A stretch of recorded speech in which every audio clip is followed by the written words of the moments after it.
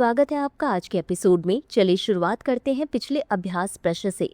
भारत के किस राज्य में विशेष रूप से कमजोर जनजाति समूहों की संख्या सबसे अधिक है? ए महाराष्ट्र, बी मध्य प्रदेश, सी ओडिशा, डी असम। इस प्रश्न का सही उत्तर है विकल्प सी ओडिशा। चलिए देखते हैं इसके विश्लेषण को। देश में सबसे अधिक विशेष रूप से कमजोर जनजाति समूहों ओडिशा में है। इनमें वे जनजातियां शामिल हैं जो भौगोलिक दृष्टि से अलग थलग और आर्थिक रूप से पिछड़ी हैं, जिन्हें लक्षित सरकारी सहायता की आवश्यकता है। ये समुदाय भारत की जनजातियों में सबसे अधिक असुरक्षित माने जाते हैं। इसका मुख्य कारण है कि अधिक विकसित और मुखर जनजाति समूह जनजाति विकास निधि का एक बड़ा भाग अर्जित कर लेते हैं, जिसके कारण पीवीटीजी को विशेष ध्यान तथा लक्षित सहायता की आवश्यकता होती है। वर्ष 1973 में ढेबर आयोग ने आदिम जनजाति समूहों को सबसे कम विकसित जनजातियों के रूप में चिन्हित किया। वर्ष 2006 में भारत सरकार ने पीटीजी का नाम बदलकर पीवीटीजी कर दिया, अतः विकल्प सी सही है। तो चलिए शुरुआत करते हैं आज के एपिसोड की पहले प्रश्न से। न्यूनतम समर्थन मूल्य के संबंध में निम्नलिखित कथनों पर विचार करें। 1. सरकार कृषि लागत एवं मूल्य आयोग की अनुशंसाओं के आधार पर 22 अनिवार्य फसलों के लिए न्यूनतम समर्थन मूल्य निर्धारित करती है। 2. गेहूं और धान की खरीद के अनुमान को भारतीय खाद्य निगम द्वारा अंतिम रूप दिया जाता है। 3. इसे प्रधानमंत्री की अध्यक्षता वाली cabinet committee on economic affairs द्वारा अनुमोदित किया जाता है। उपर्युक्त में से कौन से कथन सही है? ए केवल 1 और 2, बी केवल 1 और 3, सी केवल 2 और 3, डी 1, 2 और 3। इस प्रश्न का सही उत्तर है विकल्प बी केवल 1 और 3। चलिए देखते हैं इसके विश्लेषण को।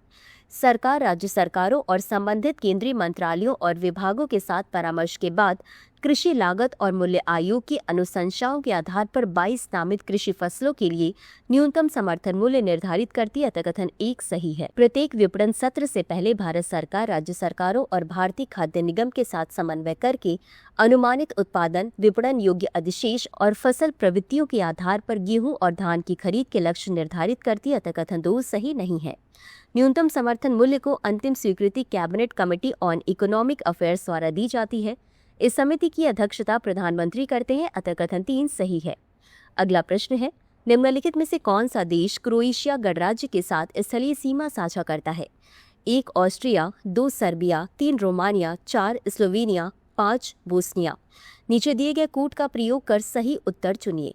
ए केवल 1, 2, 3 और 4, बी केवल 1, 2 और 4, सी केवल 2, 4 और 5, डी 1, 2, 3, 4 और 5। इस प्रश्न का सही उत्तर है विकल्प सी केवल 2, 4 और 5। चलिए देखते हैं इसके विश्लेषण को। क्रोएशिया मध्य और दक्षिण पूर्व यूरोप के संगम पर एड्रियाटिक सागर के किनारे स्थित है। इसकी स्थलीय सीमा स्लोवेनिया, हंगरी, सर्बिया, बोस्निया और हर्जेगोविना, मोंटेनेग्रो के साथ तथा समुद्री सीमा इटली के साथ लगती है, अतः विकल्प सी सही है। अगला प्रश्न है, भारत में अंग प्रत्यारोपण के संबंध में निम्नलिखित कथनों पर विचार करें। 1. मानव अंग और ऊतक प्रत्यारोपण अधिनियम 1994 वर्ष 2011 में संशोधित भारत में अंग एवं ऊतक प्रत्यारोपण को नियंत्रित करता है। 2. राष्ट्रीय अंग प्रत्यारोपण कार्यक्रम का उद्देश्य अंगदान और प्रत्यारोपण को बढ़ावा देना है और क्षेत्रीय नेटवर्क को मजबूत करने के लिए राज्य अंग और ऊतक प्रत्यारोपण संगठन की स्थापना की गई है। उपर्युक्त कथनों में से कितने सही है या सही है? ए केवल 1, बी केवल 2, सी 1 और 2 दोनों, डी कोई भी नहीं। इस प्रश्न का सही उत्तर है विकल्प सी 1 और 2 दोनों। चलिए देखते हैं इसके विश्लेषण को। मानव अंग और ऊतक प्रत्यारोपण अधिनियम 1994 वर्ष 2011 में संशोधित।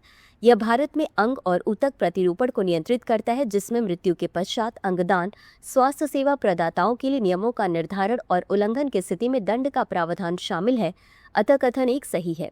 राष्ट्रीय अंग और ऊतक प्रत्यारोपण संगठन स्वास्थ्य मंत्रालय के अंतर्गत NOTTO की स्थापना मानव अंग प्रत्यारोपण संशोधन अधिनियम 2011 के अनुसार की गई थी। क्षेत्रीय एवं राज्य स्तर पर नेटवर्क को प्रबल करने के लिए 5 क्षेत्रीय अंग और ऊतक प्रत्यारोपण संगठन तथा 14 राज्य अंग एवं ऊतक प्रत्यारोपण संगठन स्थापित किए गए हैं, अतः कथन 2 सही है। अगला प्रश्न है, क्षेत्रीय परिषदों से संबंधित निम्नलिखित कथनों पर विचार करें। 1. ये संवैधानिक निकाय हैं जिनकी स्थापना राज्यों के बीच सहयोगात्मक कार्य को बढ़ावा देने के लिए की गई है। 2. प्रधानमंत्री परिषद के अध्यक्ष हैं। उपर्युक्त कथनों में से कौन सा या कौन से सही है या सही है? ए केवल 1, बी केवल 2, सी 1 और 2 दोनों, डी न तो 1 और न ही 2। इस प्रश्न का सही उत्तर है विकल्प डी, न तो 1 और न ही 2। चलिए देखते हैं इसके विश्लेषण को।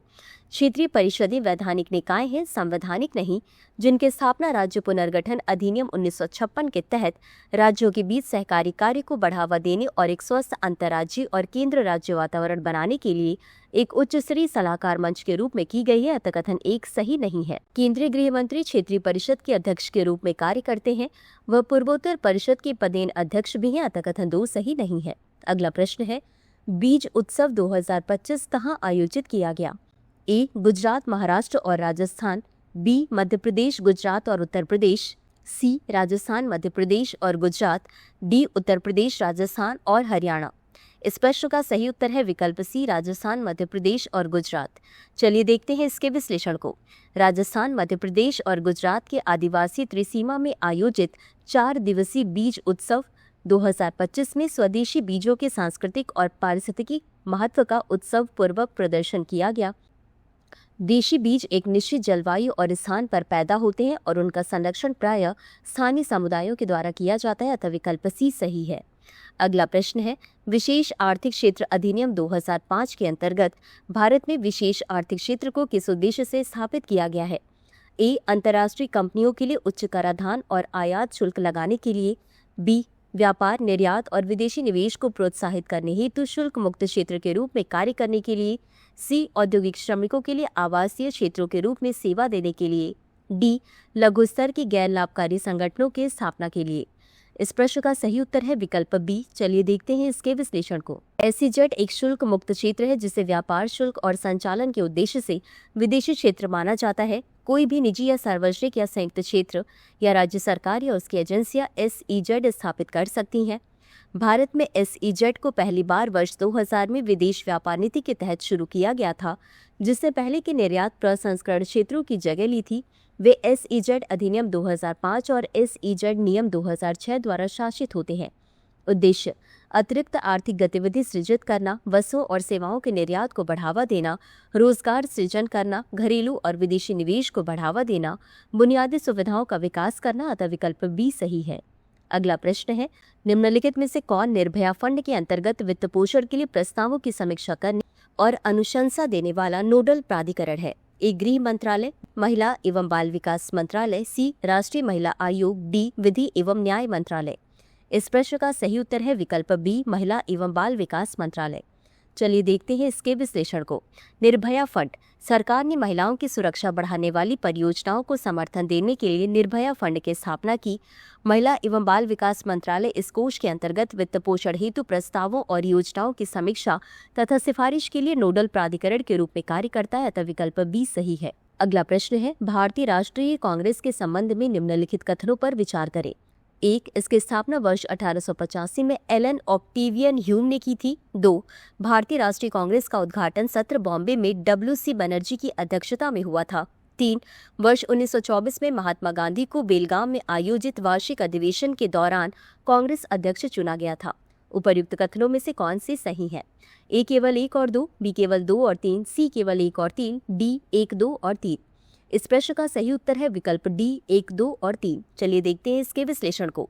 भारतीय राष्ट्रीय कांग्रेस या आईएनसी, इसकी स्थापना वर्ष 1885 में एलन ऑक्टेवियन ह्यूम, एक सेवानिवृत्त ब्रिटिश सिविल सेवक द्वारा की गई थी। अतः कथन 1 सही है। इस सत्र के अध्यक्ष के रूप में वोमेश चंद्र बनर्जी चुने गए, जिससे वे कांग्रेस के पहले अध्यक्ष बने। अतः कथन 2 सही है। महात्मा गांधी ने वर्ष 1924 में कांग्रेस के बेलगाम अधिवेशन की अध्यक्षता की, जो एकमात्र ऐसा अवसर था जब उन्होंने कांग्रेस की अध्यक्षता स्वीकार की। अतः कथन 3 सही है। अगला प्रश्न है, केंद्रीय फिल्म प्रमाणन बोर्ड या सीबीएफसी के संदर्भ में निम्नलिखित कथनों पर विचार करें। 1. यह सूचना और प्रसारण मंत्रालय के अधीन एक वैधानिक निकाय है जो सिनेमेटोग्राफ अधिनियम 1952 के तहत फिल्म प्रदर्शन को नियंत्रित करता है। 2. इसमें गैर सरकारी सदस्य तथा एक अध्यक्ष होते हैं, जिन्हें क्रमशः राज्य सरकार और केंद्र सरकार द्वारा नियुक्त किया जाता है। 3. यह ई सिने प्रमाण नामक ऑनलाइन फिल्म प्रमाणन प्रणाली का उपयोग करते हैं, जिसे मार्च 2017 में लॉन्च किया गया था। उपर्युक्त कथनों में से कौन से सही हैं? ए केवल 1 और 2, बी केवल 2 और 3, सी केवल 1 और 3, डी 1, 2 और 3। इस प्रश्न का सही उत्तर है विकल्प सी, केवल 1 और 3। चलिए देखते हैं इसके विश्लेषण को। केंद्रीय फिल्म प्रमाणन बोर्ड या सीबीएफसी सूचना और प्रसारण मंत्रालय के तहत एक वैधानिक निकाय है जो सिनेमैटोग्राफ अधिनियम 1952 के प्रावधानों के तहत फिल्मों के सार्वजनिक प्रदर्शन को विनियमित करता है। कथन एक सही है। बोर्ड में गैर आधिकारिक सदस्य और एक अध्यक्ष, जिनमें से सभी को केंद्र सरकार द्वारा नियुक्त किया जाता है, शामिल है तथा इसका मुख्यालय मुंबई में है। कथन दो सही नहीं है। ई सिने प्रमाण एक ऑनलाइन फिल्म प्रमाणन प्रणाली है जिसे मार्च 2017 में सूचना और प्रसारण मंत्रालय द्वारा शुरू किया गया तथा केंद्रीय फिल्म प्रमाणन बोर्ड द्वारा कार्यान्वित किया गया। कथन 3 सही है। अगला प्रश्न है, डॉक्टर श्यामा प्रसाद मुखर्जी ने वर्ष 1922 में जिस पत्रिका की शुरुआत की उसका नाम क्या था? ए स्वदेश, बी राष्ट्रवादी, सी बंगवाड़ी, डी कोई नहीं।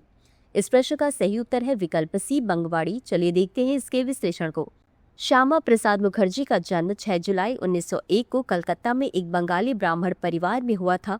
वह एक भारतीय राजनीतिज्ञ, बैरिस्टर और शिक्षाविद थे जिन्होंने प्रधानमंत्री जवाहरलाल नेहरू के मंत्रिमंडल में उद्योग और आपूर्ति मंत्री के रूप में कार्य किया। उन्होंने वर्ष 1922 में बंगाली पत्रिका बंगवाड़ी और वर्ष 1940 में द नेशनलिस्ट की शुरुआत की। श्यामा प्रसाद मुखर्जी 33 वर्ष की आयु में वर्ष 1934 में कलकत्ता विश्वविद्यालय के सबसे युवा कुलपति बने और वर्ष 1938 तक इस पद पर रहे। अतः विकल्प सी सही है।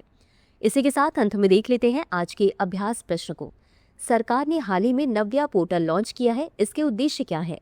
ए, ग्रामीण क्षेत्रों के सभी छात्रों को निःशुल्क ऑनलाइन शिक्षा प्रदान करना। बी, किशोरियों को गैर परंपरागत नौकरी की भूमिकाओं में व्यावसायिक प्रशिक्षण प्रदान करना। सी, प्रौद्योगिकी क्षेत्र में स्टार्टअप्स को वित्तीय सहायता प्रदान करना। या डी, महिलाओं के स्वास्थ्य और कल्याण कार्यक्रमों के लिए एक डिजिटल मंच बनाना। इस प्रश्न का उत्तर कमेंट बॉक्स में जरूर दें। आज के लिए बस इतना ही। धन्यवाद। डियर व्यूअर्स, अपने एग्जाम की तैयारी को और बेहतर करने के लिए हमारे चैनल को लाइक, शेयर और सब्सक्राइब करना न भूलें।